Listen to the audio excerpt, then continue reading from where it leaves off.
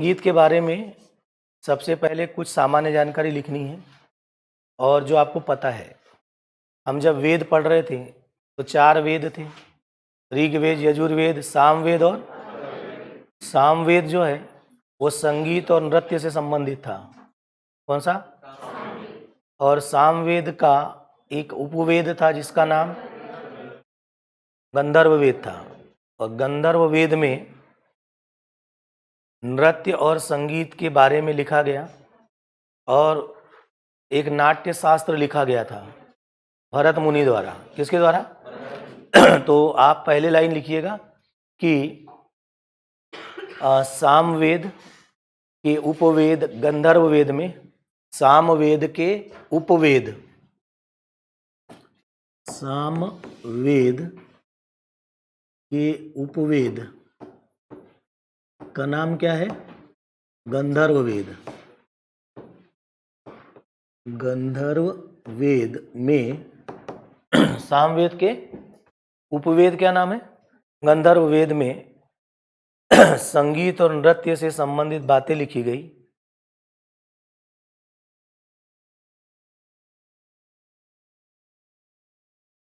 जिनके प्रणेता भरत मुनि हैं और इन्होंने नाट्य शास्त्र लिखा। जिनके प्रणेता भरत मुनि हैं और इन्होंने क्या लिखा? क्या लिखा भाई? नाट्य शास्त्र, है ना। गंधर्व वेद में संगीत और नृत्य के बारे में है। नृत्य और लिखा क्या है उन्होंने? सॉरी, भरत मुनि इसके प्रणेता। भरत मुनि प्रणेता है, ठीक है। और लिखा क्या उन्होंने? नाट्य शास्त्र। ये हमारी प्राचीन काल से चली आ रही परंपरा है। संगीत और नृत्य को विकसित किया गया उत्तर वैदिक काल में। कौन सा काल है? सामवेद कब लिखा गया भाई? उत्तर वैदिक काल। चारों वेदों के उपवेद भी उत्तर वैदिक काल में। चारों वेदों के ब्राह्मण भी उत्तर वैदिक काल में। उत्तर वैदिक काल में ना शिल्प वेद, सॉरी नहीं, चारों के ब्राह्मण भी उत्तर वैदिक काल में। ब्राह्मण उसकी पद्यात्मक गद्यात्मक व्याख्या है। ब्राह्मण और अरण्यक। महाजनपद काल में तो उपनिषद लिखा गया, वेदांग लिखे गए और सूत्र लिखे गए। क्या लिखे गए? उपनिषद, वेदांग और सूत्र, ठीक है।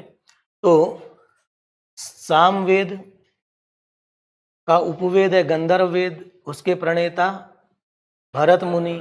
और लिखा क्या उन्होंने? नाट्य शास्त्र। उसमें लिखा किसके बारे में? संगीत और नृत्य के बारे में लिखा गया, ठीक है। तो प्राचीन काल से शुरुआत हो गई, लेकिन आगे बढ़कर के संगीत 2 धाराओं में बढ़ गया। एक को बोला गया हिंदुस्तानी संगीत और एक को बोला गया कर्नाटक संगीत। हिंदुस्तानी संगीत उत्तर भारत का, इसका, और इसको विकसित करने में मोहम्मद गौस का योगदान। किसका? मोहम्मद गौस। कौन से संगीत को? हिंदुस्तानी संगीत को विकसित करने में मोहम्मद गौस का योगदान। आगे जाएंगे तो उनके शिष्य का नाम तानसेन का योगदान रहेगा, है ना। तानसेन क्या है? उनके शिष्य है। दक्षिण भारत में जो संगीत विकसित हुआ उसको अलग नाम दे दिया गया। क्या नाम? कर्नाटक संगीत। और कर्नाटक संगीत के जो जनक है वो पुरंदर दास है। पुरंदर दास, ठीक है। कर्नाटक संगीत के कौन है? पुरंदर दास। और हिंदुस्तानी संगीत को विकसित किया मोहम्मद गौस ने। उनके शिष्य का नाम तानसेन, ठीक है। और कर्नाटक संगीत के जनक है पुरंदर दास। अब हिंदुस्तानी जो संगीत है इसमें इसके 4 भेद हैं, है ना। उनके नाम पता होना चाहिए। ध्रुपद, ख्याल, ठुमरी और टप्पा। ध्रुपद, ख्याल, ठुमरी और टप्पा। मुख्यतः अगर बात करें तो हिंदुस्तानी संगीत में बात होती है किसकी? ध्रुपद की, बाकी उनसे सब छोटा हिस्सा है। जैसे ठुमरी बोलते हैं तो छोटा सा हिस्सा, कम समय में कह दिया, कम समय में कह दिया उसको क्या बोलेंगे? ठुमरी। ठीक है, थोड़ा सही समय लेकर के और गंभीरता के साथ जो संगीत होगा वो कौन सा होगा? ध्रुपद। वैसा ही कर्नाटक संगीत में भी 4 हैं, है ना। पहला नंबर जाबाली थेवारम, जाबाली थेवारम, थेवारम,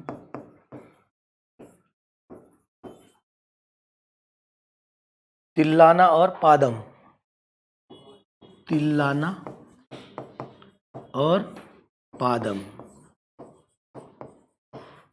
ठीक है, ये 4 है। दोनों में एक बड़ा बेसिक अंतर है कि कर्नाटक संगीत में लंबे सुर का उपयोग किया जाता है ना, और यहाँ पर लंबे सुरों का उपयोग नहीं होता। दोनों में बड़ा अंतर यही है बस। ठीक है, बेसिक अंतर की बात करें तो ये उत्तर भारत के हैं। अब इसमें सबसे ज़्यादा महत्वपूर्ण कौन सा है? ध्रुपद। और ये कहाँ का? दक्षिण भारत का। अंतर बेसिक क्या है? सुरों में अंतर है। यहाँ पर लंबी सांस लेकर के लंबा आवाज निकाला जाएगा, वो दक्षिण भारत का होगा। ठीक है, अब सबसे पहले जो महत्वपूर्ण है यहाँ पर कौन सा? ध्रुपद। तो ध्रुपद को विकसित करने में और पहचान दिलाने में रोल रहा तानसेन का। अब आप लिखो बगल में तानसेन और शुरू करो तानसेन से। तानसेन से शुरू करेंगे, है ना। कौन? तानसेन। लिखिए बगल में एकदम पहले नंबर पर।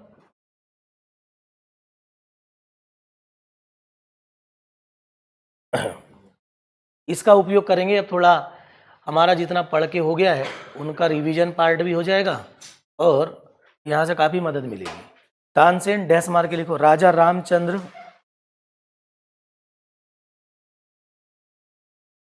रामचंद्र कोष्टक में लिखो रीवा। रहने वाले कहाँ के? रीवा के। राजा रामचंद्र ने तानसेन की उपाधि दी, तानसेन की उपाधि दी।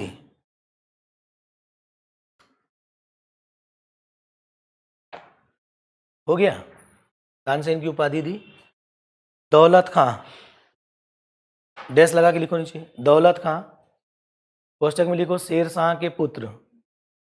शेर शाह सूरी का शासनकाल कब से कब तक? 1540 से 45, है ना। 39 में युद्ध हुआ चौसा का, और बिलग्राम का 40 में हुआ है। बिलग्राम का 40 में और 39 में चौसा का। बात करेंगे। दौलत खां कोष्टक में लिखा शेर शाह के पुत्र का संरक्षण मिला, मिला। ठीक है, अब शेर शाह सूरी 45 में चले गए, तब तक 55 में लौटकर कौन आए? हुमायूं लौट के आया। कौन? हुमायूं लौट कर आया, और तब तक दिल्ली के बगल में जौनपुर का महत्व बढ़ गया था। किसका? जौनपुर का। और वहां पर हेमू आ गया था। कौन? कई सारी लड़ाइयां लड़ चुका था। सही है, चलिए ठीक है। रामचंद्र ने, नीचे लिखो डैश करके, रामचंद्र ने इन्हें अकबर से मिलाया, रामचंद्र ने इन्हें अकबर से मिलाया और उनके 9 रत्नों में शामिल किया, 9 रत्नों में शामिल किया।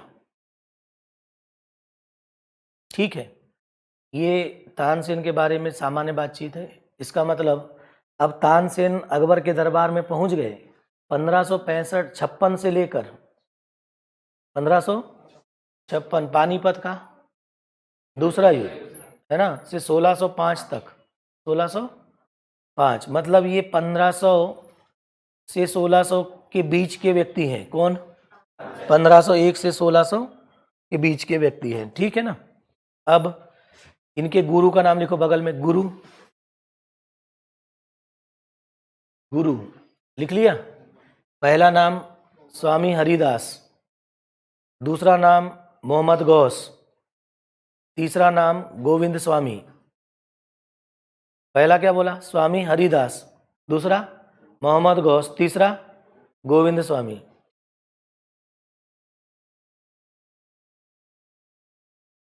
गोविंद स्वामी। एक और बात, जहां आपने तानसेन लिखा होगा ना, हमेशा आदत डालना है, ये पहले भी बात हुई हमारी, उनका जन्म मृत्यु लिखना है।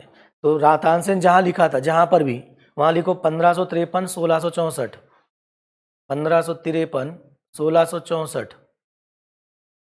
है ना। बचपन का नाम रामतनु पांडे था इनका। क्या नाम? जी हाँ, रामतनु पांडे। चलिए, अब गुरु का नाम लिखकर हो गया था।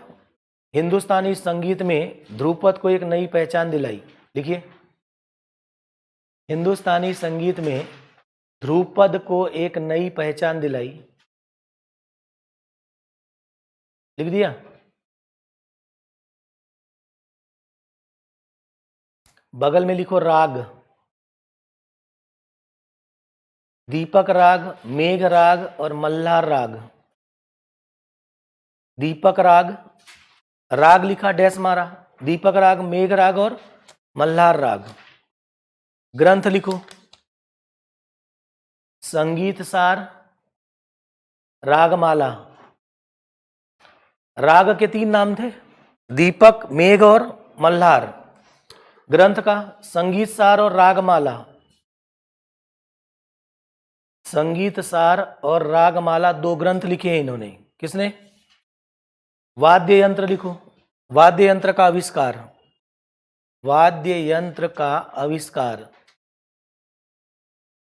वाद्य यंत्र का आविष्कार। पहला वीणा, दूसरा रबाब। पहला वीणा, वीणा, और दूसरा रबाब, रबाब। हो गया। समकालीन, डैश मारो। समकालीन में बैजू बावरा, बैजू बावरा। तानसेन से भी बड़े संगीतज्ञ थे। कौन? बैजू बावरा। बस अंतर क्या था? इनको राजा का संरक्षण था, उनको नहीं मिला। तानसेन समारोह लिखो, 1980 ग्वालियर में। तानसेन समारोह 1980 में कहाँ हुआ? ग्वालियर में।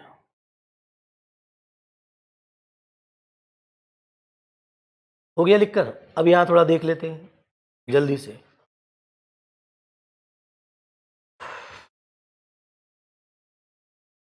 ये मध्य प्रदेश का मैप है ना।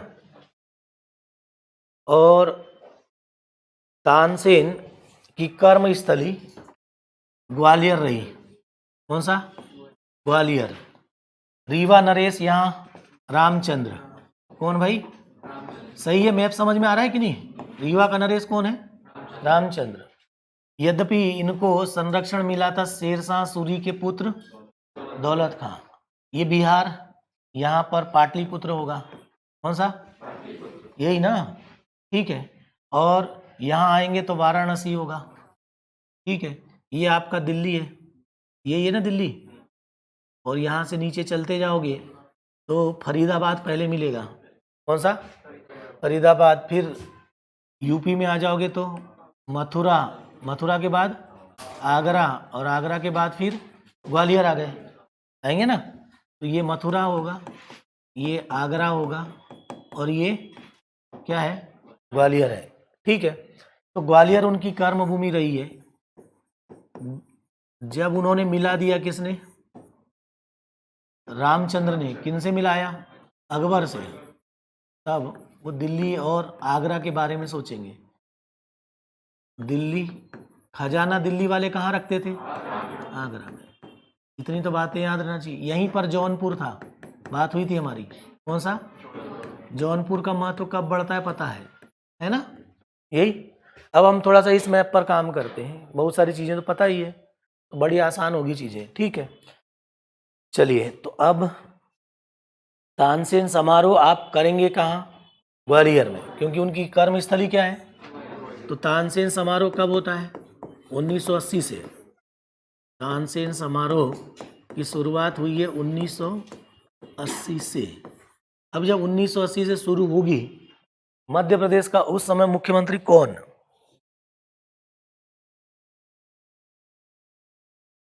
है ना, मध्य प्रदेश के मुख्यमंत्री राज्यपाल भी तैयार करने हैं कि नहीं?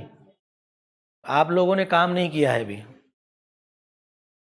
कोई बात नहीं, एक दिन काम कर लेंगे ताकि उनका थोड़ा सा ऐतिहासिक बैकग्राउंड बता दिया जाए, उससे चीज़ें आसान हो जाती है ना। जैसे हमने साहित्यकारों का वर्गीकरण किया, जैसे ही हम गजानन माधव मुक्तिबोध बोलेंगे तो दिमाग में आ जाएगा कि व्यक्ति कैसा है, साम्यवादी है, प्रयोगवादी है, प्रगतिशील है कि नहीं, और क्या लिखेगा वो भी पता चल जाएगा, ऐसा लिखा जाएगा।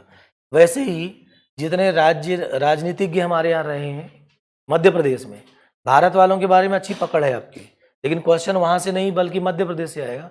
होमवर्क ज़्यादा से ज़्यादा किस पर करना है अब?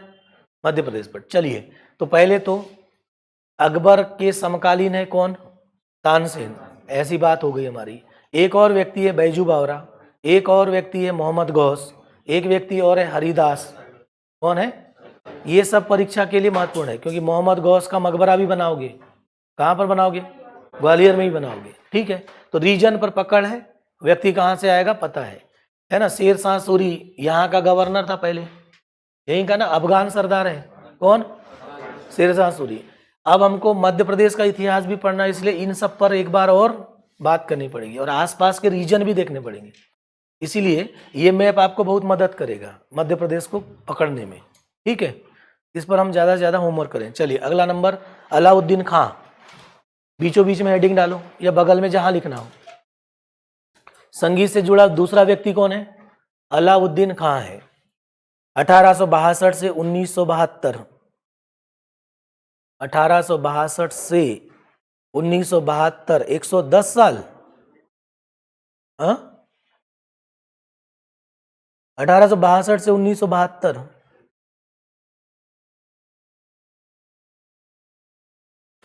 मैयर कर्मस्थली है, लिखिए ना जल्दी जल्दी। अब थोड़ा स्पीड बढ़ा देंगे हम, बाद में चर्चा कर देंगे, लिखते समय आप स्पीड से लिख लेना। मैयर क्या है इनकी? कर्मस्थली। किसकी? हाँ जी, अब आ गए अलाउद्दीन खां पर। मैयर कर्मस्थली। सरोद वादक क्या है ये? तानसेन के बारे में कहेंगे तो वो ध्रुपद को क्या किया उन्होंने? विकसित किया, है ना। ये सरोद वादक है। संरक्षण, संरक्षण डेस मारो। मैयर के महाराजा ब्रजनाथ सिंह का,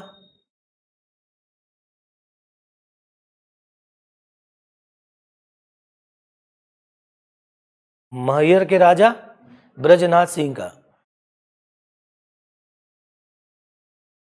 आविष्कार किया है इन्होंने, लिखो।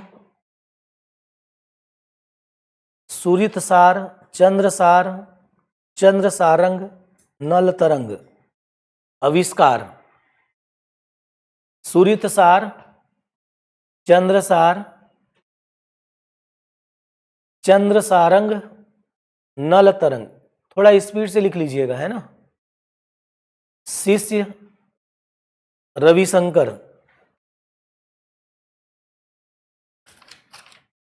शिष्य का नाम क्या है? 1979, नीचे लिखो डेस मार के। 1979, 1979। उस्ताद अलाउद्दीन खां संगीत अकादमी मैयर में स्थापित की गई। उस्ताद अलाउद्दीन खां संगीत अकादमी मैयर में स्थापित की गई, मैयर में स्थापित की गई, ठीक है। तो अलाउद्दीन खां पर एक प्रश्न है मात्र, वो सरोद वादक है, क्या है? और मैयर उनकी क्या थी? कर्मस्थली थी, ठीक है। और उस्ताद अलाउद्दीन खां संगीत अकादमी कब स्थापित की गई? 79 में। इसके पहले वाला 80 में था। 80 में हमने क्या शुरू किया था? तानसेन समारोह, ग्वालियर में, है ना, ठीक है। तो ये अकादमी है, वो समारोह था, याद रहेगा। चलिए, उस्ताद हाफिज अली खां, अगला नाम। उस्ताद हाफिज अली खां, हाफिज अली खां, उस्ताद हाफिज अली खां। 1892 से 1972, 1892 से 1972 हो गया। ग्वालियर घराना, कौन सा घराना? ग्वालियर घराना,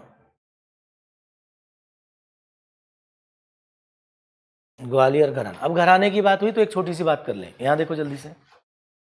भारत में संगीत के घराने चलते रहे हैं, संगीत के घराने। एक घराना यहाँ मिलेगा यूपी की राजधानी में, लखनऊ घराना। कौन सा?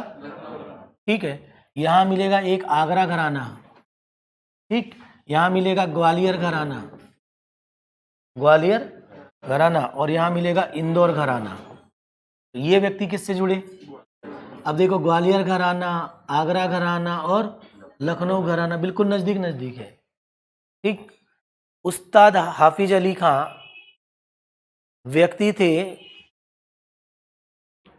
वैसे जैसे केशवदास को जानते हो। रीतिकाल की शुरुआत किससे होती है और अंत किससे? बीच में व्यक्ति बिहारी, बिहारी ने क्या किया था? उसको विकसित किया। रीतिकाल में क्या हुआ कि नियमबद्ध काव्य लिखे गए, इसलिए अवधी और ब्रज भाषा का थोड़ा सा क्या हो गया? अवसान शुरू हो गया था, और वहां से खड़ी बोली विकसित होगी। और फिर भारत तेंदु युग, द्विवेदी युग, छायावादी युग, छायावादेतर युग और नवलेखन आया, ठीक है। यानी अब धीरे धीरे आप बहुत बार बात करोगे तो अच्छा हो जाएगा। बिल्कुल वैसा का वैसा संगीत के क्षेत्र में हुआ। संगीत को विकसित करने में बड़ा रोल थोड़ा सा मध्यकाल में तानसेन का।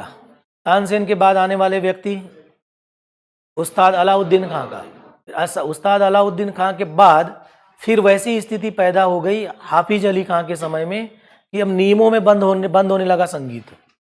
कहाँ पर? तो नियम की शुद्धता पर बल दिया जाने लगेगा हाफिज अली खां से। किससे? हाफिज अली खां, ठीक है। तो नीचे लिखो, इन्होंने संगीत की शुद्धता एवं पवित्रता पर अत्यधिक बल दिया। संगीत की शुद्धता एवं पवित्रता पर अत्यधिक बल दिया। किसने? हाफिज अली खां ने। संगीत की शुद्धता एवं पवित्रता पर अत्यधिक बल दिया। हो गया जी।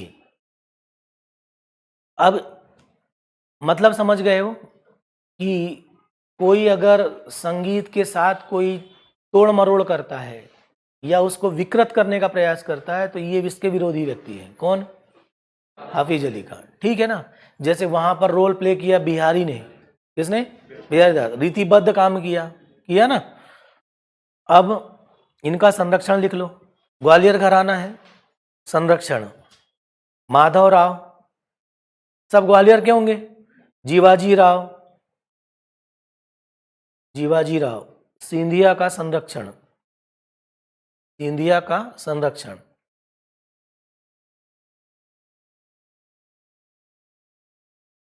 हो गया।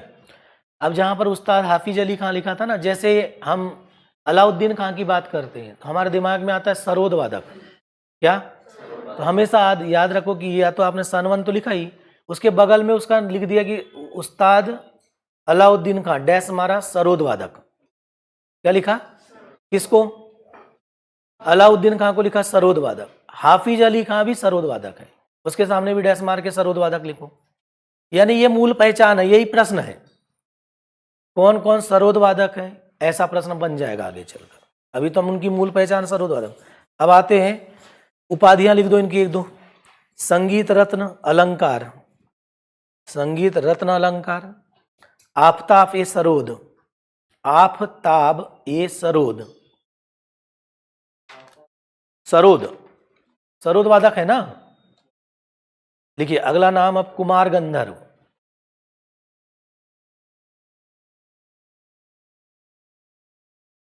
ठीक है, कुमार गंधर्व 1924 से 1991, 1924 से 1991। 1924 के नीचे लिखो कर्नाटक। 24 के नीचे क्या लिखा? कर्नाटक। और 91 के नीचे लिखो देवास। अब इनकी कर्म स्थली कहां पर है? देवास में। किनकी? कुमार गंधर्व की। ठीक है, पैदा कहाँ हुए? कर्नाटक में। कर्नाटक में पैदा हुए, कर्म स्थली बनाया देवास को। नीचे लिख दो देवास कर्म स्थली।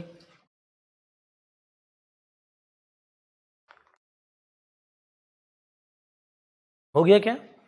फिर वही चरण आया जैसा गजानन माधव मुक्तिबोध और बालकृष्ण शर्मा नवीन का आया था। उन्होंने एक नया प्रयोगवादी और प्रगतिशील थे, वैसा ही ये थे। इनको क्रांतिकारी संगीतकार बोलते हैं। नीचे लिखो, इन्हें क्रांतिकारी संगीतकार कहा जाता है। क्रांतिकारी संगीतकार कहा जाता है।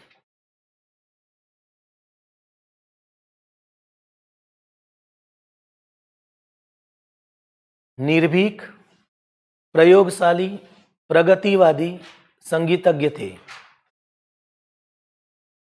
निर्भीक, प्रयोगशाली, प्रगतिशील संगीतज्ञ थे।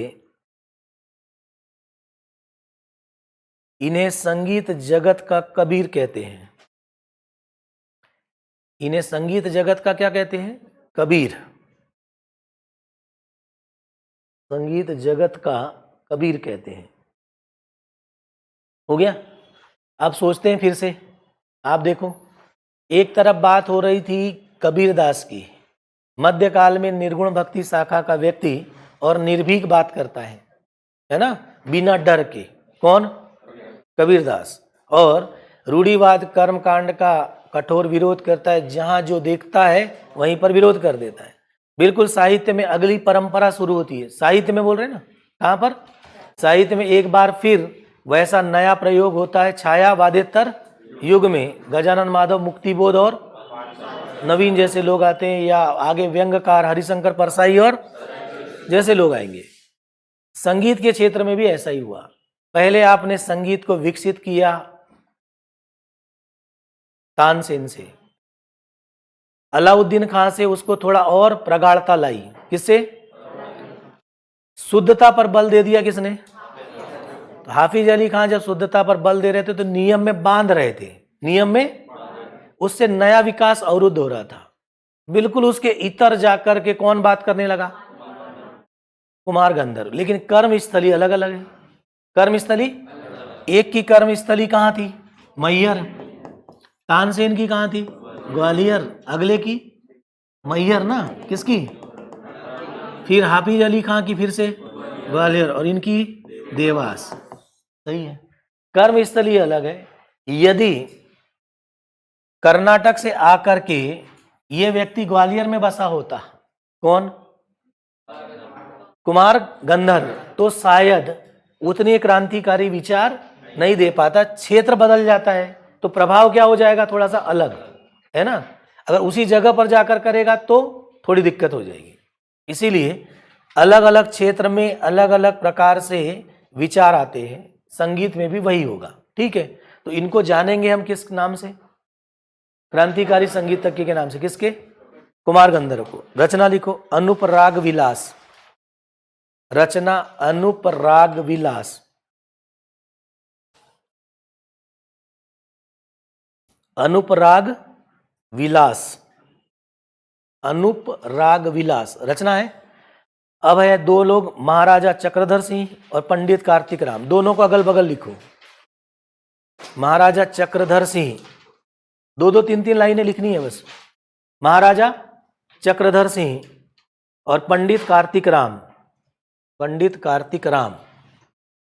महाराजा चक्रधर सिंह के नीचे लिखो 1905 से 47।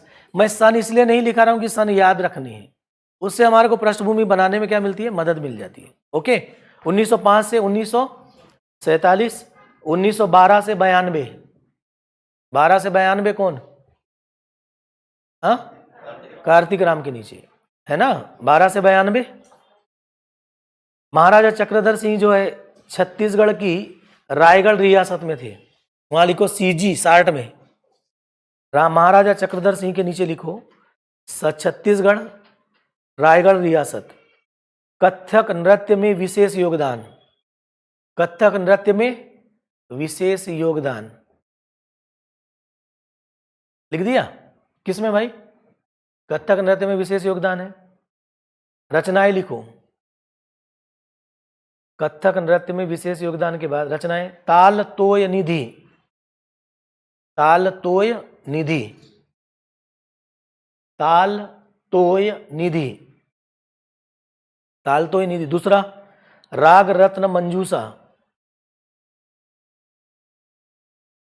राग रत्न मंजूषा। और तीसरा नर्तन सर्वस्व, नर्तन सर्वस्व, नर्तन सर्वस्व। ठीक है, उधर जाओ पंडित कार्तिक राम में और एक लाइन लिख दो, राजा चक्रधर सिंह का संरक्षण मिला। ठीक, चक्रधर सिंह का संरक्षण मिला और राजा चक्रधर सिंह ने इनको गम्मत में पारंगत किया। नीचे लिखो गम्मत में पारंगत, गम्मत में पारंगत। कथक नृत्य तो वो भी करेंगे, कौन? कार्तिक राम भी करेंगे, लेकिन उससे और उनमें क्या किया, गम्मत में भी पारंगत कर दिया। हो गया, बढ़े आगे। चलिए, तो अब आपको सभी के बारे में एक बार में सोचते आना चाहिए। ये जो महाराजा चक्रधर सिंह हैं, ये कहाँ पर थे? छत्तीसगढ़ की कौन सी रियासत? रायगढ़ रियासत में। उन्हीं के साथ साथ उन्होंने पंडित कार्तिक राम को अपने पास ला लिया और उसको गम्मत में क्या किया, दोनों कथक नृत्य पर काम कर रहे हैं। किस पर? तो यहां का व्यक्ति काम कर रहा है कथक नृत्य पर। कौन सा? ये व्यक्ति कौन है भाई? सरोद वादक। तानसेन किस पर काम कर रहा था? ध्रुपद पर, है ना। पंडित हाफिज अली खां, हाफिज अली खां भी सरोद वादक। यहां पर कौन आए? कुमार गंधर्व, क्रांतिकारी संगीतज्ञ है ना, क्रांतिकारी हैं और संगीत के क्षेत्र में कुछ नया करके दिखा रहे हैं। नया ना, ठीक है। चलिए, अब आते हैं संगीत के बाद अगला नंबर,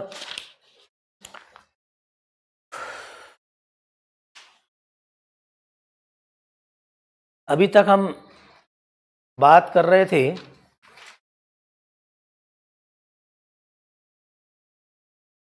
सरोद वादक की और ध्रुपद के लोगों की। अब ध्रुपद से थोड़ा नीचे उतरते हैं, ध्रुपद, ख्याल, ठुमरी और अब ख्याल गायकी की ओर आते हैं। कौन सी गायकी? चलिए, तो अब ग्वालियर घराने के दूसरे लोग, उन दोनों पिता पुत्र की जोड़ी है। एक तरफ लिखो शंकर राव पंडित और दूसरी तरफ लिखो कृष्ण राव पंडित। शंकर राव पंडित, दो दो तीन तीन लाइनें लिखनी, बहुत ज्यादा नहीं। शंकर राव पंडित, दूसरा कृष्ण राव पंडित।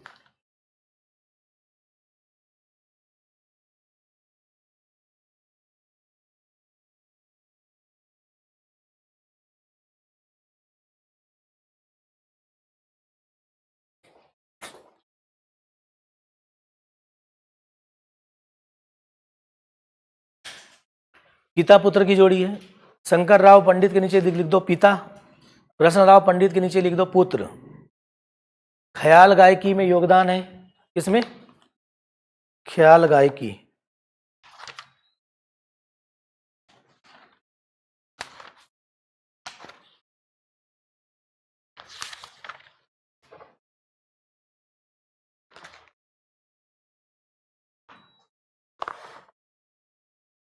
लिख दिया? क्या लिखा? ख्याल गायकी में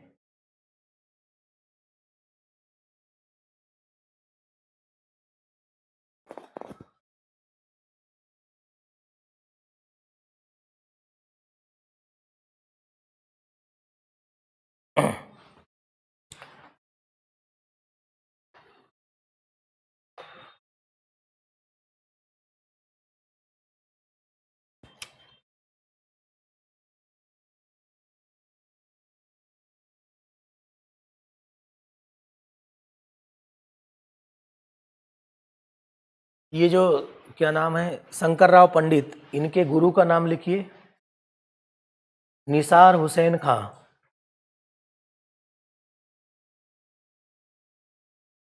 निसार हुसैन खां।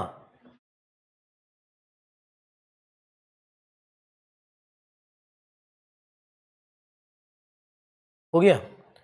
महाराजा जीवाजी राव सिंधिया का संरक्षण, महाराजा जीवाजी राव सिंधिया का संरक्षण।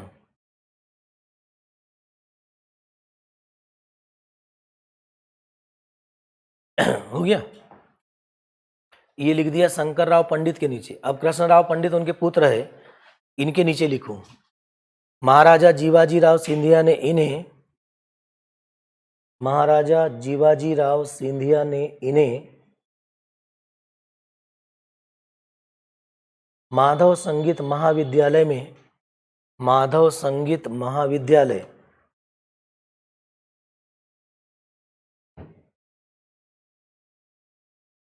माधव संगीत महाविद्यालय में सुपरवाइजर नियुक्त किया।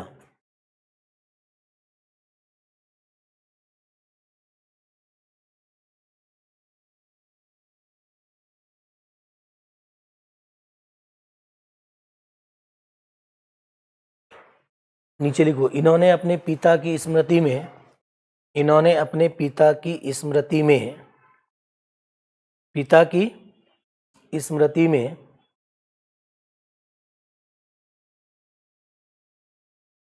ग्वालियर में गंधर्व महाविद्यालय की नींव रखी, गंधर्व महाविद्यालय की नींव रखी।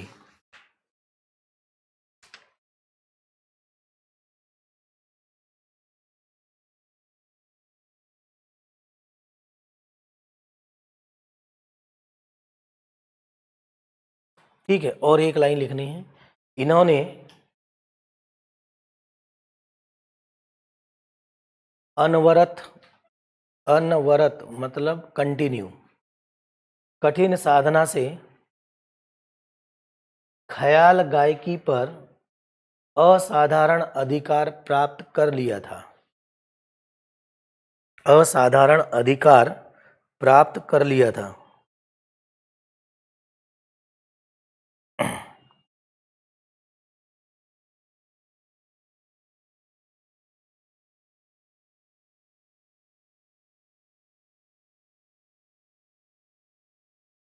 हो गया? क्या कर लिया था? हो गया ना? असाधारण अधिकार प्राप्त कर लिया था। अब दो लोगों के नाम लिखने हैं, एक है उस्ताद अमीर खां, एक तरफ उस्ताद अमीर खां, और एक तरफ लिखना है राजा भैया पूछ वाले। उस्ताद अमीर खां और दूसरा नाम लिखना है राजा भैया पूंछ वाले, राजा भैया पूंछ वाले, पूंछ वाले। हो गया? दो लोग हैं। उस्ताद अमीर खां जो है उनके बगल में लिख दो सितार वादक। उस्ताद अमीर खां कौन है? सितार वादक है भाई। कौन? अमीर खां। और उन्हीं के नीचे लिखो इंदौर घराना। अब तक इंदौर घराने का पहला व्यक्ति मिला। कौन? अमीर खां।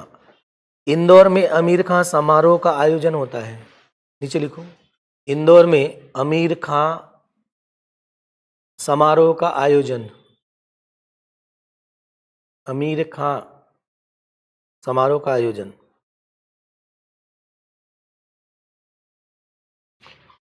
ठीक है, पहला नंबर क्या था? ध्रुपद। दूसरा ख्याल, ख्याल गायकी का विशेषज्ञ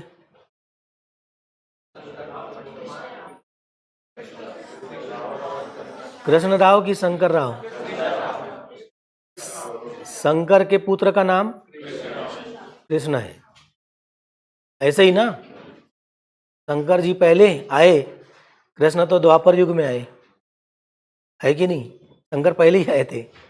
चलिए, राजा भैया पूंछ वाले, इनके लिए अब और दो बची चीजें थी हमारे पास, ठुमरी और टप्पा।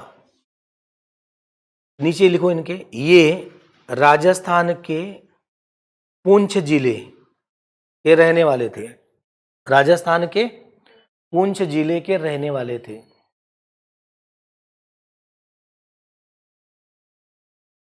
और ग्वालियर में आकर बस गए। कहां पर? ग्वालियर में आकर बस गए। ग्वालियर में आकर बस गए। ओके, बढ़ जाए आगे। यहां देखो, अब आपकी थोड़ी थोड़ी पकड़ चाहिए। यहां पर था नीमच, नीचे मंदसौर, रतलाम, सही बोल रहा हूँ? उज्जैन, उज्जैन के बगल में देवास, ऊपर में शाजापुर और आगरमालवा। हमने कौन सा संभाग बना दिया? ये हो गया। सही, यानी एक एक संभाग पर पकड़ चाहिए हमारी। आगे चलते हैं यहाँ से। झाबुआ, अलीराजपुर, बड़वानी, खंडवा की खरगोन, पश्चिमी निमाड़ पहले ना, पूर्वी निमाड़, खंडवा, बुरहानपुर,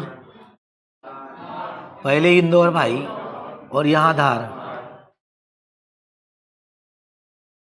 हाँ, इंदौर तो बना दिया ना, इंदौर संभाग। कौन सा? यहाँ से चलेंगे हरदा, बैतूल, होशंगाबाद। तीन ही ना, तीन ही है।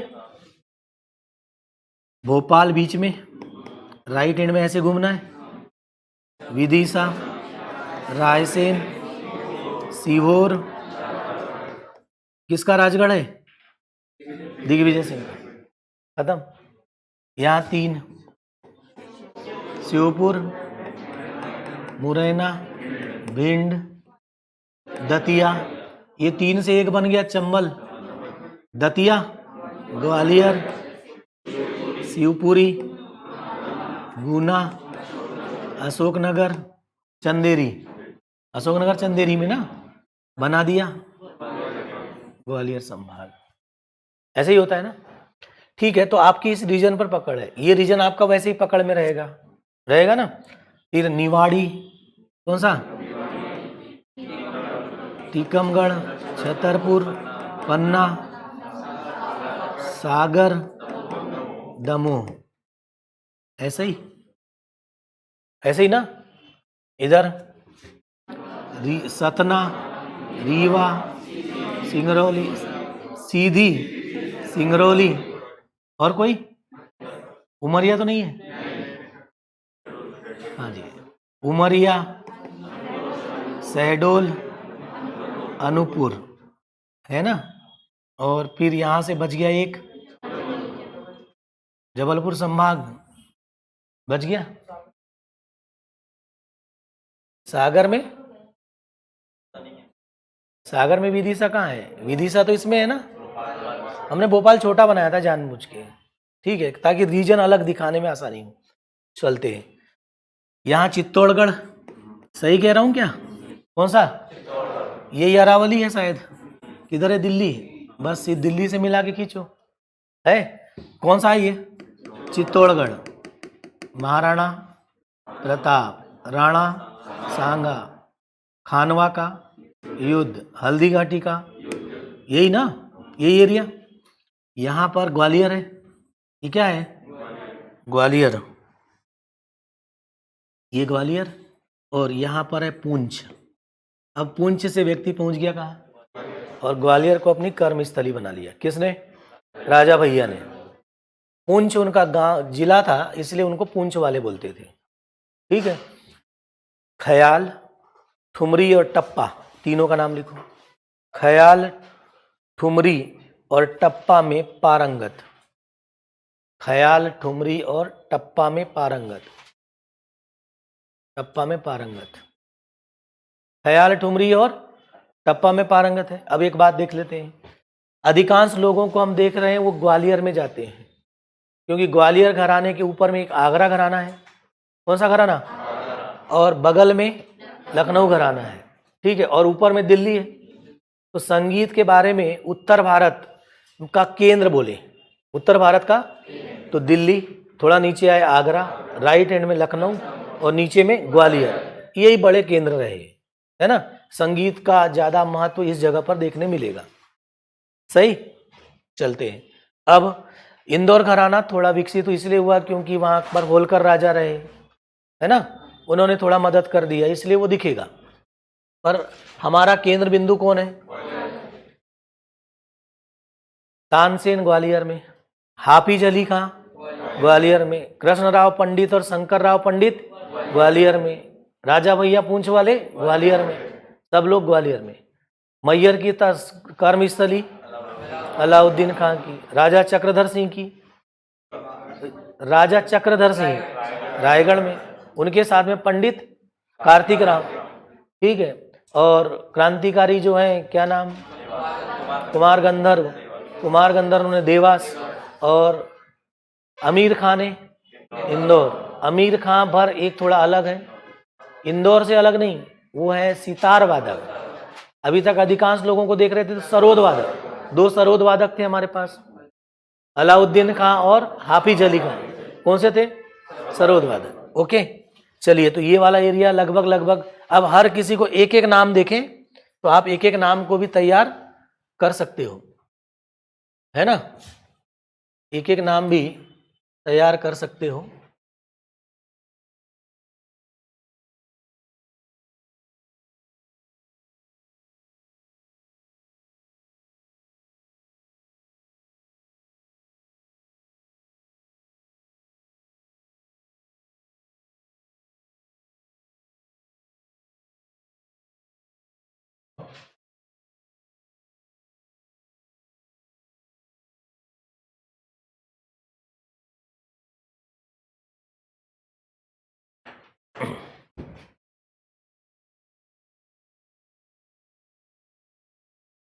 अब बीचों बीच में हेडिंग डालो लोकगीत, एक पेज नया लेना है।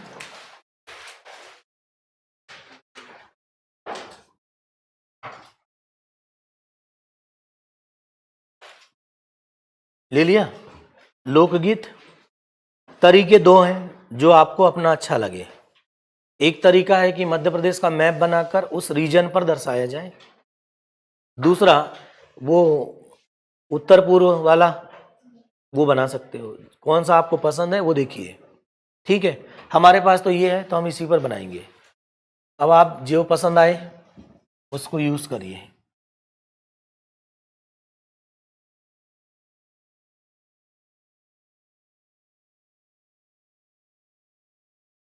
ठीक है ना, ऐसे भी बना सकते हो। यहाँ पर क्या होगा, बुंदेलखंड है ना, और बुंदेलखंड में जो भी होगा उनको हमने यहाँ बुंदेलखंड लिखा, बुंदेलखंड, और बुंदेलखंड के बारे में जितने होंगे वैसे ऐसे करके लिख दोगे आप। यहाँ दूसरा कौन सा है, बघेलखंड, बघेलखंड के बगल में फिर ऐसे लिख दिया, ठीक। तीसरा नंबर निमाड़, निमाड़ ना, निमाड़ में जो होंगे उनको ऐसे लिखा, और यहाँ पर मालवा। तो एक बार में सब दिखेंगे और एक ही बार में रिवीजन हो जाएगा। एक तरीका ये, या मध्य प्रदेश का क्या करो, मैप बनाओ जल्दी से, है ना, और उसमें भी दर्शाया जा सकता है। ये कौन सा एरिया, बुंदेलखंड का, इतनी जगह मिलेगी, मालवा में इतनी जगह, निमाड़ ये एरिया, और ये बघेलखंड। कौन सा पसंद है देख लो, सब अपने अपने हिसाब से। जिसको मैप बनाना नहीं आता तो वो सबसे सरल है। फिर लोकगीत हेडिंग होगी बीच में, लिख दिया, और उसके बगल में लिखो पर्व यानी त्योहार, विवाह और मृत्यु पर गाया जाता है। त्योहार, त्योहार, विवाह और मृत्यु पर गाया जाता है।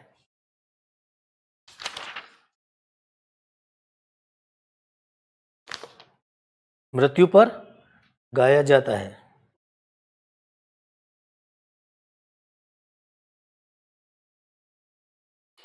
उसमें एक और लिख दो, ऋतु भी लिख दो। जब ऋतुएं बदलती है ना तो भी गायन होता है।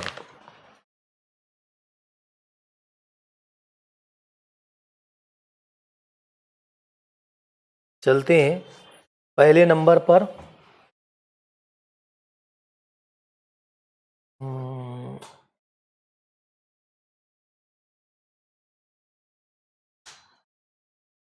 निमाड़ में लिखते हैं। निमाड़ चले जाओ। अब आपके पास निमाड़ पता है कहाँ है, निर्गुणिया, निर्गुणिया, निर्गुणिया गायन, निर्गुणिया किस में लिख रहे हो, निमाड़ में। देखो ये निमाड़ लिखा, पहला नाम लिख दिया निर्गुणिया, गुणिया, अगला नंबर उसके बाद डैश, ठीक है। पहला नंबर में क्या लिखा, निर्गुणिया उसके नीचे। अब निर्गुणिया क्यों, तो पहले से पता है। संत सिंगा जी कबीर के अनुयायी है, ऐसा कह सकते हैं। निर्गुण भक्ति शाखा के व्यक्ति हैं, तो निर्गुणिया गायन होगा उनका। किसका? सिंगा जी का। तो निर्गुणिया गायन। तो और बात, नाथ संप्रदाय का नाम सुना था? गोरखनाथ, रानी पिंगला की कहानी सुना था कि नहीं? राजा भरथरी सुना है आप लोगों ने, ठीक है। उसका भी बहुत प्रभाव रहता है नाथ संप्रदाय का। लेकिन यहाँ निर्गुणिया गायन अगर नहीं समझ में आ रहा है तो कोष्टक में लिख सकते हैं संत सिंगा जी। जरूरत नहीं है, लेकिन आपके दिमाग में है वो, उस पर तो काफी बात हुई। दूसरा नंबर लिखो, दूसरा नंबर लिखो, संत सिंगा जी भजन। संत सिंगा जी भजन।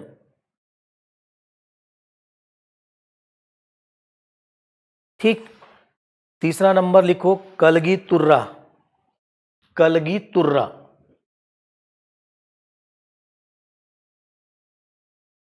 कलगी तुर्रा, ठीक है। ये सबसे महत्वपूर्ण है। कलगी तुर्रा में लोक गायन की दो समूह होते हैं। एक समूह को पहले गायन का मौका देते हैं, 1 घंटा उन्होंने गाया, दूसरा फिर दूसरे बार 1 घंटा गाएगा, ऐसा रात भर चलता रहेगा, ठीक है। तो लोक गायन की ये जो दो शैलियाँ हैं, ये सबसे ज़्यादा प्रचलित है और इसको प्रतिस्पर्धात्मक बोलते हैं। कैसी है? क्योंकि एक को मौका दे रहे हैं, फिर उसकी प्रतिस्पर्धा में दूसरा गाता है, ऐसे रात भर चलता रहता है। कलगी और फिर राजा इनमें से अपना एक को कलगी देखता है और एक को तुर्रा देता है, इसलिए नाम क्या पड़ता है? तो ये दो समूह में गायन होता है, कलगी तुर्रा। कोष्टक में लिख लो प्रतिस्पर्धात्मक। प्रतिस्पर्धात्मक हो गया। और अगला नंबर है मसाणिया। मसाणिया, मसाणिया। मसाणिया का मतलब होता है जब मृत्यु होती है तो मृत्यु गीत गाया जाता है, वहां लिखो मृत्यु गीत। और कोई व्यक्ति किसी के घर पर मर जाए तो रात में उसके घर पर उस समाज के लोग जाते हैं और रात भर ये गायन चलता है ताकि रात कट जाए, ठीक है। और उस मसाणिया गीत में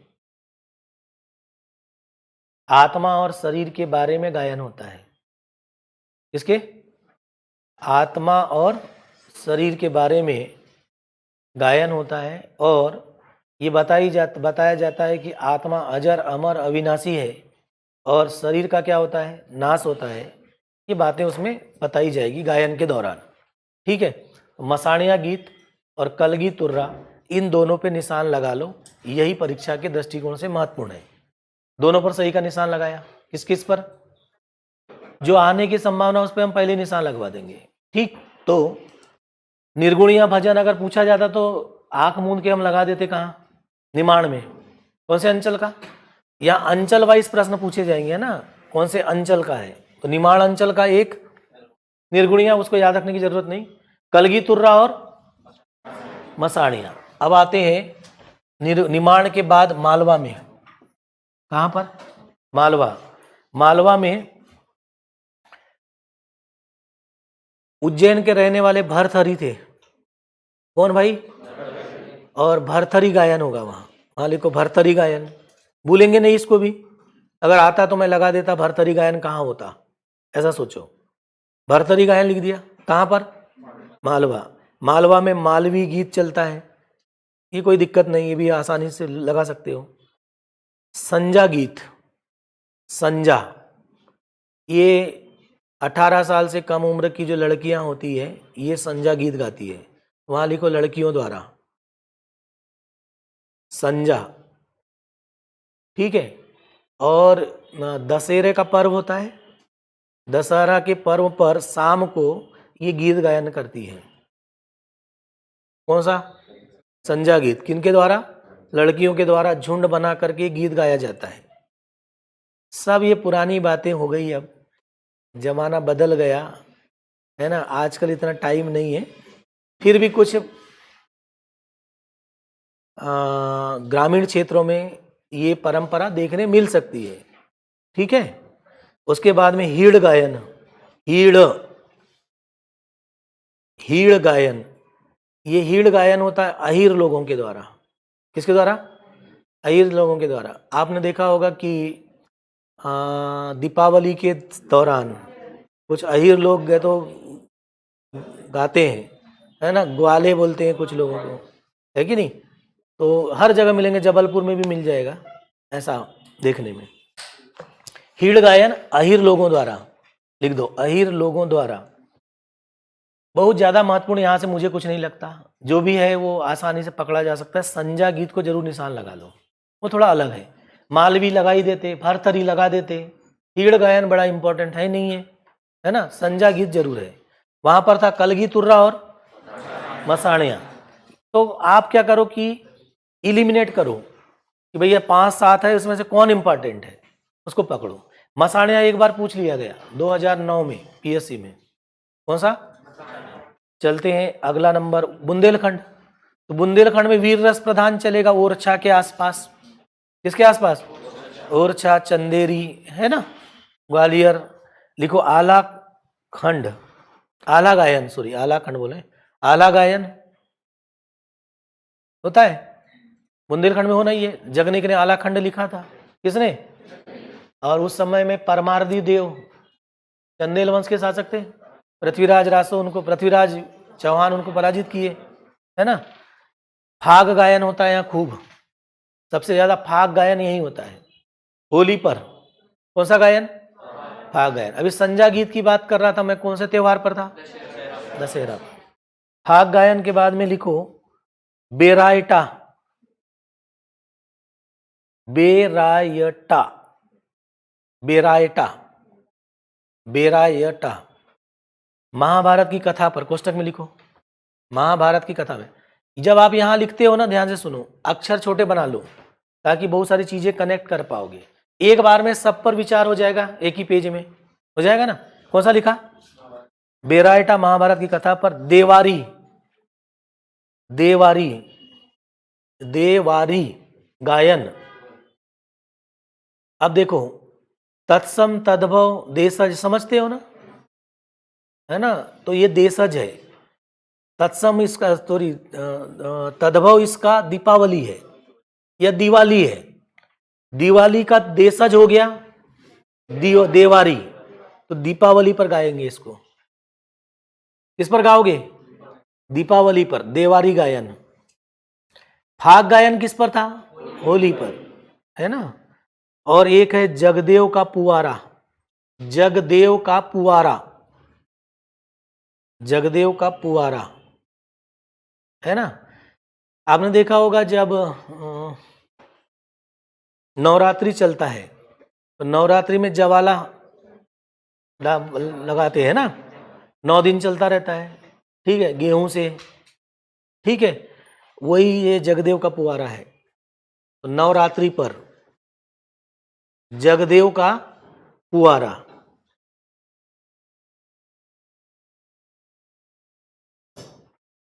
ठीक है, अब आते हैं इधर बघेलखंड में। बघेलखंड में पहला बस देवा,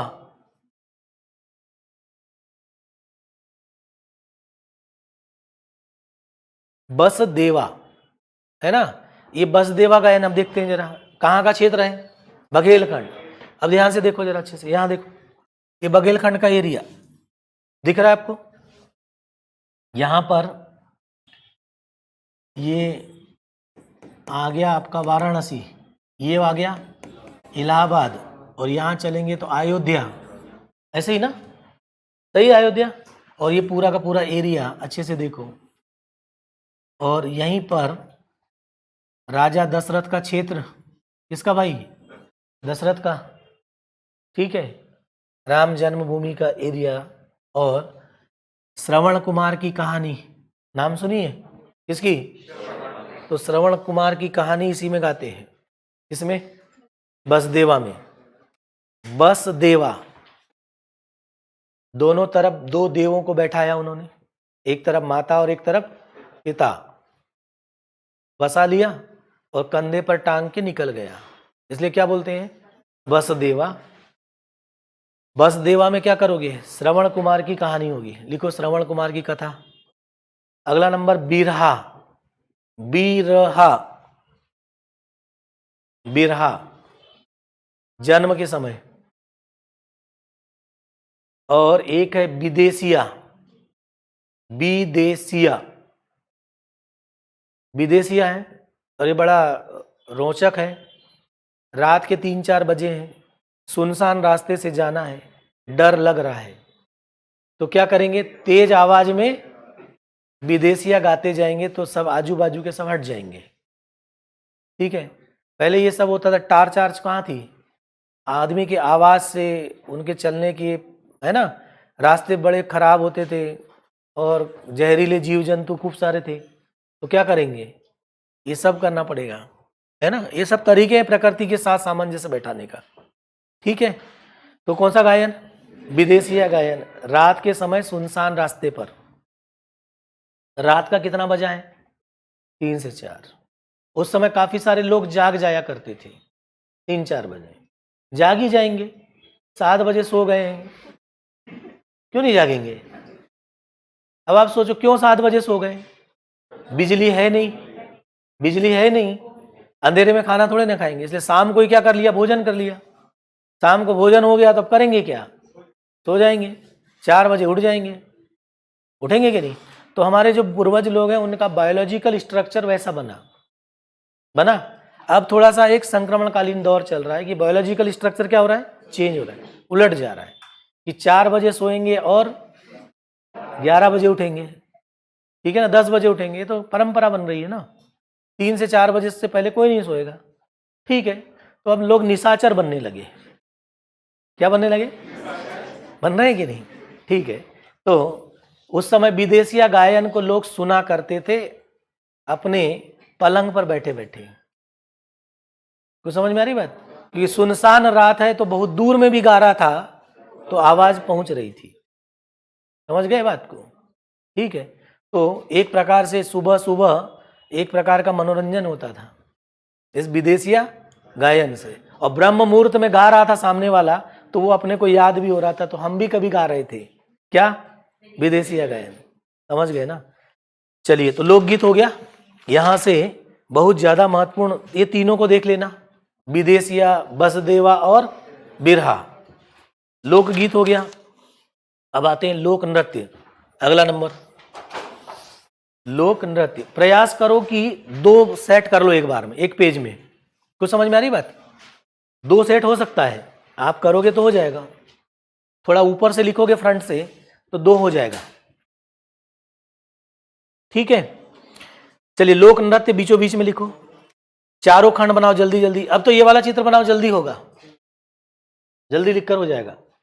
ठीक है, बनाए, लोक नृत्य करना है। अभी हम लोक गीत गा रहे थे, लोकगीत कब गा रहे थे,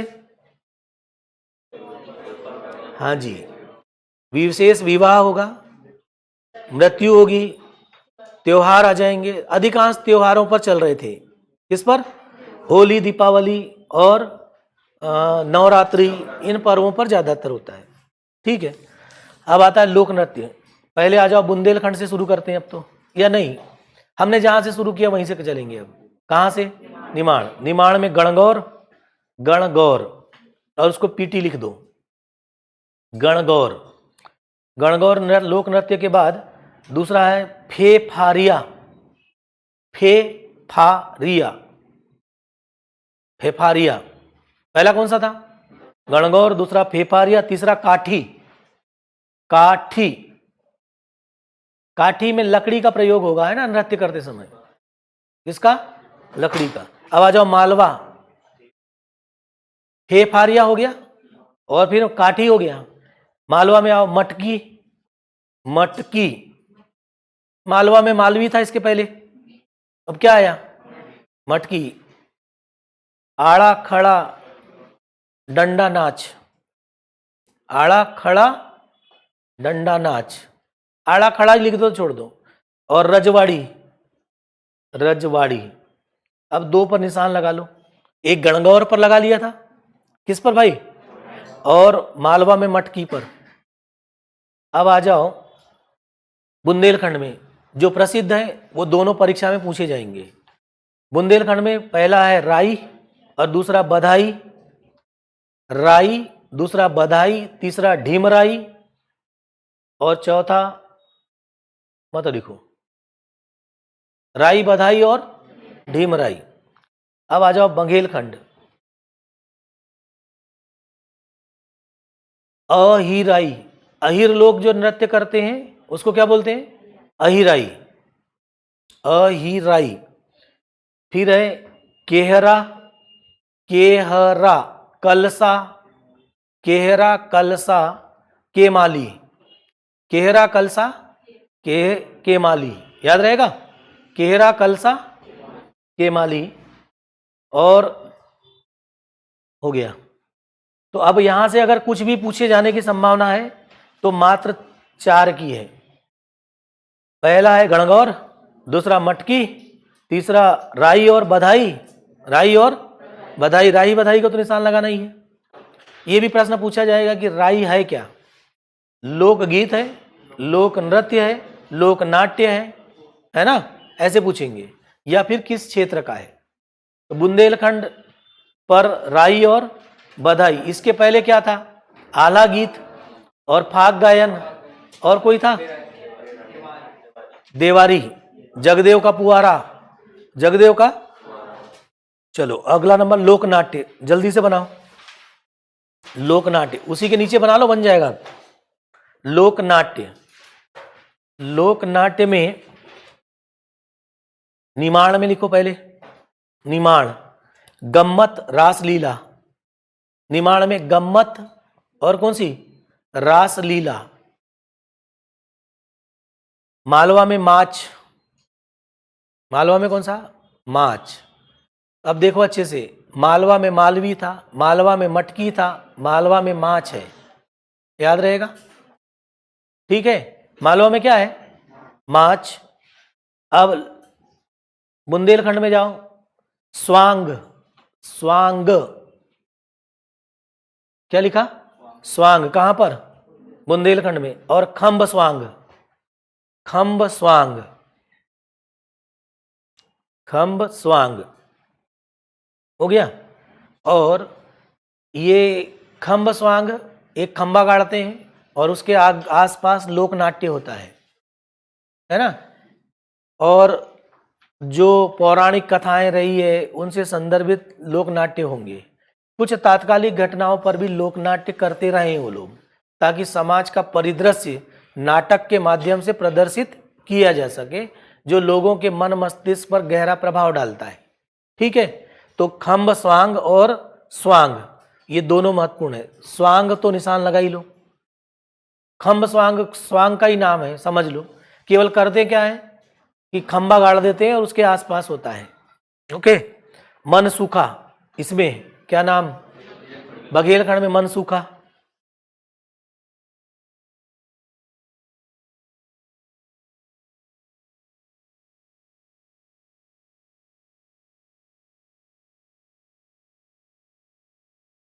अब बीचों बीच में बगल में लिख लो अन्य,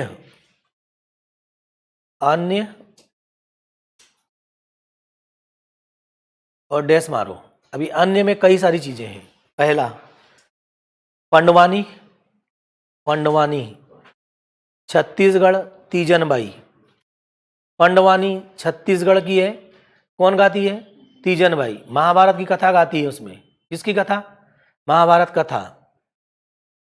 ठीक है, तो इसमें गायन भी होता है, मतलब लोक गायन हुआ, और गायन के साथ साथ थोड़ा सा वो नृत्य भी करती है, प्रदर्शन भी करती है। तो गायन प्लस क्या हुआ? नृत्य। ऐसे लिख दो, पंडवानी छत्तीसगढ़, तीजनबाई, महाभारत कथा, कामा, गायन प्लस नृत्य। नृत्य बहुत ज्यादा नहीं होता, थोड़ा बहुत। और छत्तीसगढ़ में खैरागढ़ नाम सुना है? खैरागढ़ विश्वविद्यालय है संगीत का, नृत्य का, वहाँ खूब लोगों को सिखाया जाता है। ठीक है, और प्रसिद्ध है भारत में। कौन सा? बगल में लिख दो कहीं, खैरागढ़ विश्वविद्यालय संगीत नृत्य के लिए, खैरागढ़ विश्वविद्यालय। अगला नंबर आ जाओ, नौटंकी।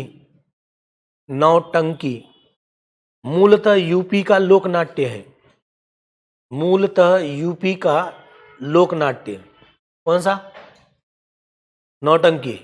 लिख दिया। उसके बाद लिखो ढोला मारू की कथा। ढोला मारू, ढोला मारू की कथा, और ये राजस्थान का लोकनाट्य है। कहाँ का? राजस्थान का लोकनाट्य।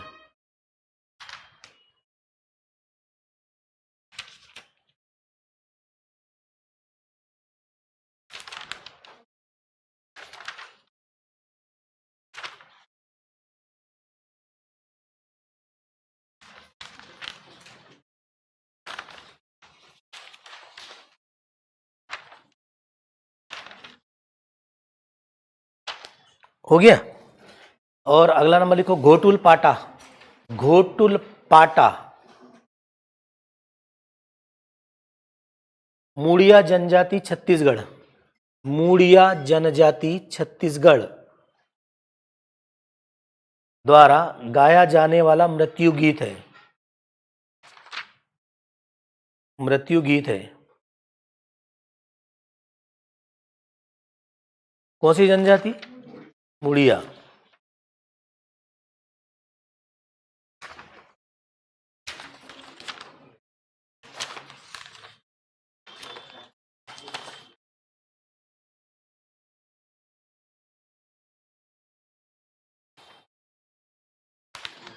और घोटुल प्रथा भी लिख दीजिएगा।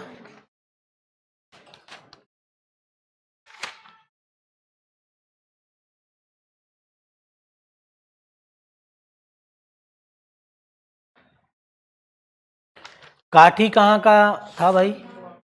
निमाड़ का क्या था?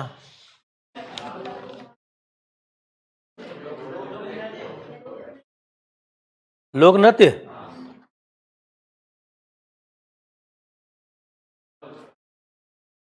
लोक नृत्य है ना।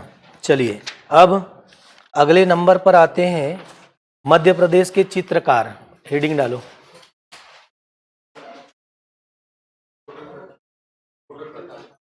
घोटुल प्रथा उन्हीं की है, मुड़िया जनजाति की। वहाँ मुड़िया जनजाति की घोटुल प्रथा है। लड़की को लेकर भाग जाता है लड़का। जनजाति लोगों में ये होता है ना। जैसे भील वाले में होता है। कौन सी जनजाति? भील। चलिए मध्य प्रदेश के चित्रकार जल्दी जल्दी लिखिए।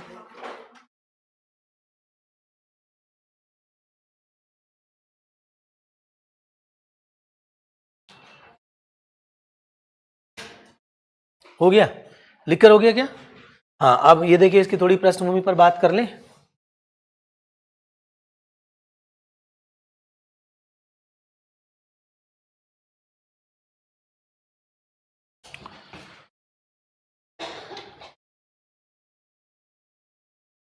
मध्य प्रदेश के प्रमुख चित्रकार लिखने के बाद नीचे लिखना है चित्रकारी के, मध्य प्रदेश में चित्रकारी के प्रणेता। मध्य प्रदेश में चित्रकारी के प्रणेता। मध्य प्रदेश में चित्रकारी के प्रणेता देवला लीकर जी। कौन है? देवला लीकर। अब यहाँ रीजन वाइज बात नहीं होगी है ना।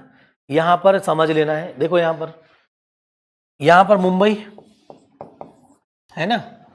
कौन सा? मुंबई। चित्रकारी के लिए जितने चित्रकार होंगे वो मुंबई जाएंगे। जे स्कूल ऑफ आर्ट्स कहाँ पर है? मुंबई। मध्य प्रदेश में इंदौर इसका केंद्र है। कौन सा? और यहाँ से जाएंगे तो लोग फिर फ्रांस जाएंगे। कहाँ? फ्रांस, इंदौर और मुंबई और इंदौर। तो आप क्या करो, तीनों के नाम क्रम से लिख लो। हम इन्हीं के बीच की बात करेंगे। राइट हैंड पे लिखो इंदौर, एक लाइन में लिखना है तीनों के नाम। इंदौर, बीच में आकर के मुंबई और फिर इधर आकर के फ्रांस। ठीक है, आपको चलना इंदौर से मुंबई है और मुंबई से फ्रांस जाना है। यही क्रम चलता रहेगा। इंदौर, बीच में क्या लिखा? मुंबई और फिर फ्रांस। ये दिमाग में रहे कि जो भी व्यक्ति आएगा वो यही करेगा। पहले इंदौर में पढ़ेगा, फिर जाएगा मुंबई, और मुंबई से ज़्यादा ही है तो कहाँ चला जाएगा? फ्रांस। ठीक, लिखो पहला नाम। मुंबई में नाम लिख दो J school of arts. Mumbai में लिखना है J school of arts, J school of art.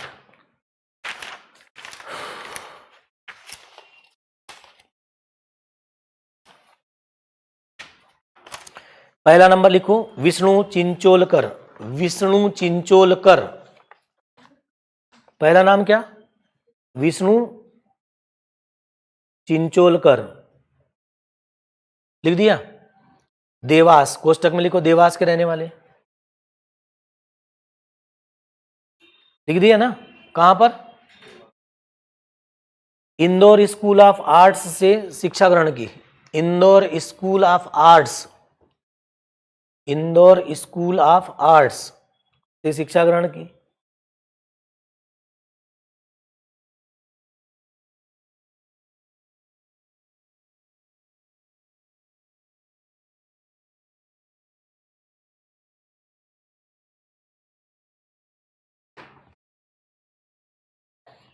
लिख दिया। देवलाल लीकर जी का मार्गदर्शन सबको मिलता रहेगा, लगभग लोगों को। किसका? देवलाल लीकर जी, ठीक है। और नीचे लिखो 1960 में इन्होंने ग्रुप फ्राइडे नामक एक कलाकारों का ग्रुप बनाया। Group Friday, group Friday inverted comma के अंदर लिखो। ग्रुप फ्राइडे कलाकारों का एक समूह है, ठीक है, कलाकारों का ग्रुप।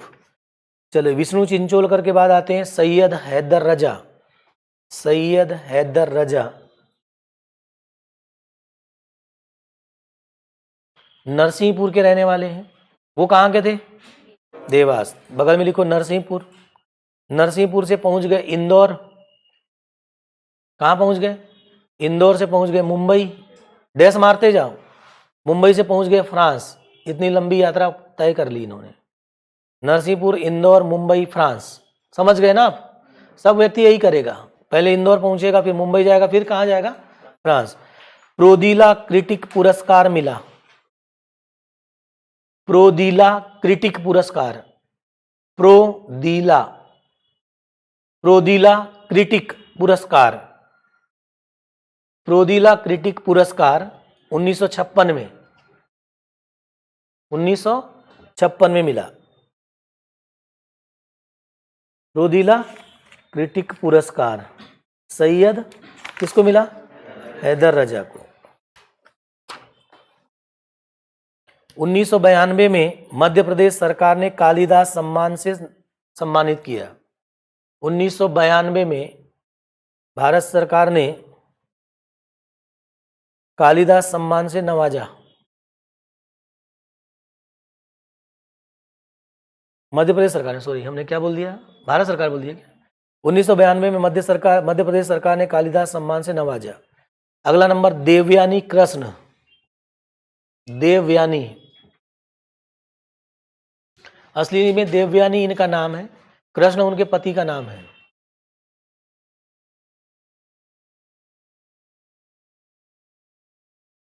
ठीक है। इंदौर लिखो, देवयानी कृष्ण इंदौर की रहने वाली है। देवलाल लीकर जी से संरक्षण मिलेगा। जे स्कूल ऑफ आर्ट्स कहां पर है? से डिप्लोमा प्राप्त किया था इन्होंने।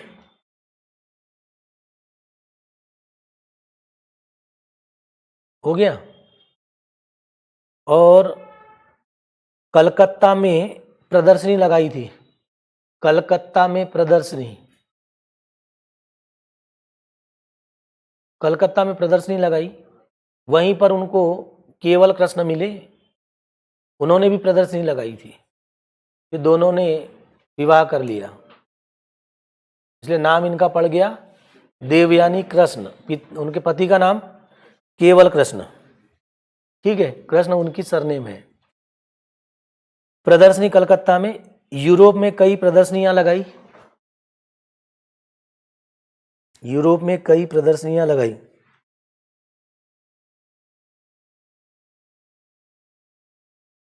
अभी भारत सरकार ने खिलौने बनाने पर ज़्यादा फोकस किया है। आत्मनिर्भर भारत अभियान में, पता है कि नहीं, खिलौना इंडस्ट्री बहुत तेज गति से ग्रो कर रही है। तो ये खिलौना बनाने में भी सिद्धहस्त थी। कौन? देवयानी कृष्ण। खिलौना। अब आते हैं नारायण श्रीधर बेंद्रे, इंदौर में जन्मे नारायण श्रीधर बेंद्रे। मार्गदर्शन किसका मिलता रहेगा? देवलाल लीकर जी का। इंदौर निवासी है नारायण श्रीधर बेंद्रे, इंदौर निवासी। कश्मीर घाटी, कश्मीर घाटी में कौन सी झील है? उलर झील। कौन सी नदी बहती है? झेलम नदी। कौन सी नदी? कौन सा है तो राष्ट्रीय उद्यान है? दचीग्राम। हेमिस तो लद्दाख में है। दचीग्राम और किश्तवाड़। चलिए, कश्मीर घाटी, नैनीताल की झील, नैनीताल की झील। दूसरा नंबर क्या लिखा? नैनीताल कहाँ होगा? हिमाचल प्रदेश में। जी, हम देख रहे थे। दार्जिलिंग के चाय बागान। अगला नंबर, कश्मीर घाटी, नैनीताल की झील, दार्जिलिंग के चाय बागान। दार्जिलिंग कहाँ है? पश्चिम बंगाल के उत्तर में, दक्षिण में? उत्तर में। कैसा क्षेत्र? पर्वतीय क्षेत्र। सही है। और यहाँ पर 2 राष्ट्रीय उद्यान है बगल में।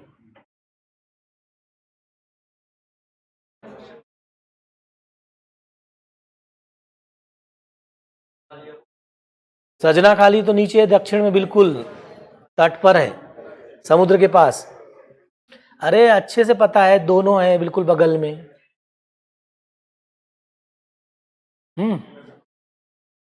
राम जी, दार्जिलिंग के बिल्कुल बगल में है, जलदापारा जलपाईगुड़ी। कौन सा है? जलदापारा जलपाईगुड़ी है कि नहीं? हाँ है। चलो, दार्जिलिंग के चाय के बागान की पेंटिंग बना दिया। दार्जिलिंग के चाय बागान की भी पेंटिंग बनाई इन्होंने। ठीक है। अब अगला नंबर, मकबूल फिदा हुसैन, महाराष्ट्र के सोलापुर में जन्म।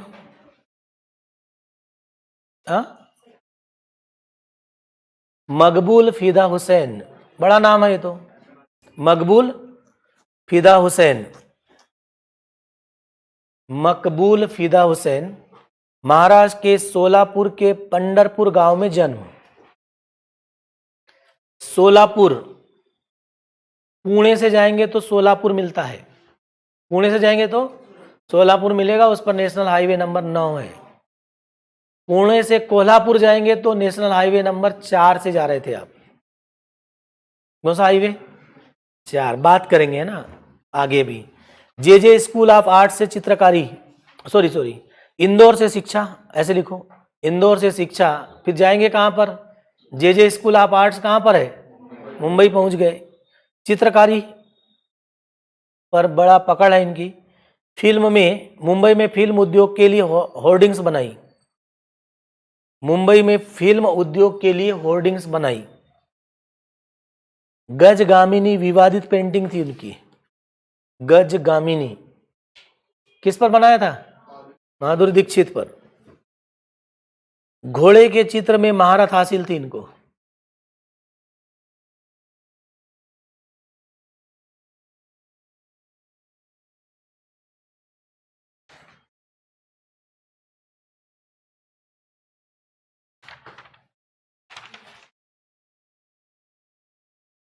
ये हो गए कौन? चित्रकार। अब लिखना है मध्य प्रदेश के नाट्यकर्मी। मध्य प्रदेश के नाट्यकर्मी।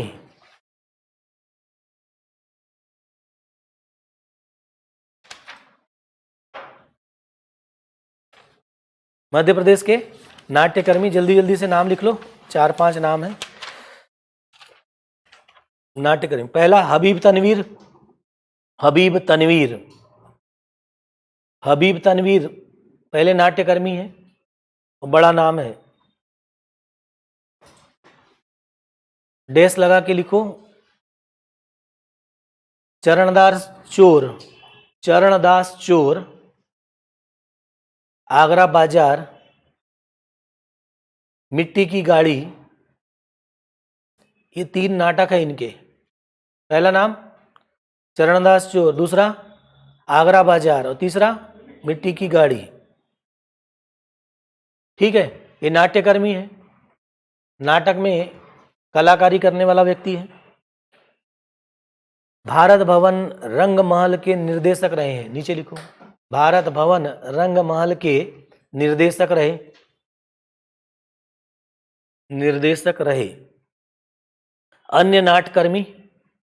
अन्य नाट्यकर्मी बंसी कौल, अन्नू कपूर, आशुतोष राणा, जया बच्चन,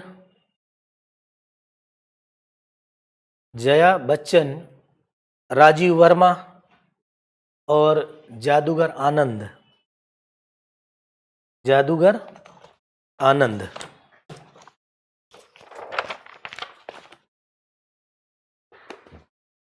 आज की क्लास यहीं समाप्त करते हैं, कल आगे इससे देखेंगे।